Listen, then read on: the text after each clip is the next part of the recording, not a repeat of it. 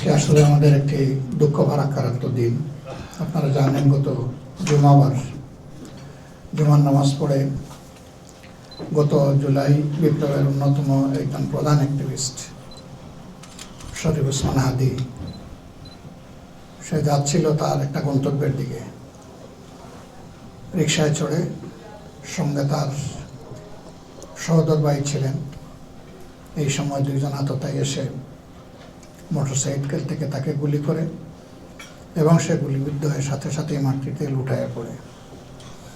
Dhaka medical কলেজে নেওয়া হয়, জরুরি ভিত্তিতে তার ব্রেইনে অস্ত্রোপচারও করা হয়, গুলিটা বের করা সম্ভব হয়নি। এরপরে বেটার চিকিৎসার জন্য তাকে রাজধানীর এভার কেয়ার হসপিটালে নেওয়া হয়েছিল। সেখান থেকেও তার স্বাস্থ্যের দ্রুত অবনতি হওয়ার কারণে দেশের বাইরে সিঙ্গাপুরে নিয়ে যাওয়া হয়। আজকে সিঙ্গাপুরে দ্বিতীয় অপারেশনের পরে তার আর রিকভারি হয়নি এবং চিকিৎসকরা তাকে মৃত ঘোষণা করেছেন। ইন্না লিল্লাহি ওয়া ইন্না ইলাইহি রাজিউন। আমাদের জানা মতো একটা নির্মল স্বচ্ছ চরিত্রের সাহসী বুদ্ধিমান ছেলে ছিল। দেশের স্বার্থে সে কখনো কারো সাথে আপোষ করে নাই।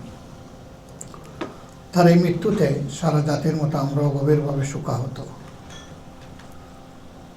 আমরা দোয়া করি আল্লাহ তাআলা তাকে শহীদ হিসাবে কবুল করুন। আগামীকাল তার লাশ দেশে ফিরবে। আমার দুর্ভাগ্য যে আমি হয়তো বা সে জানাজায় থাকতে পারবো না। জানাজা পরশু দিন বাদ-জোহর অনুষ্ঠিত হবে মানিক মিয়া এভিনিউতে।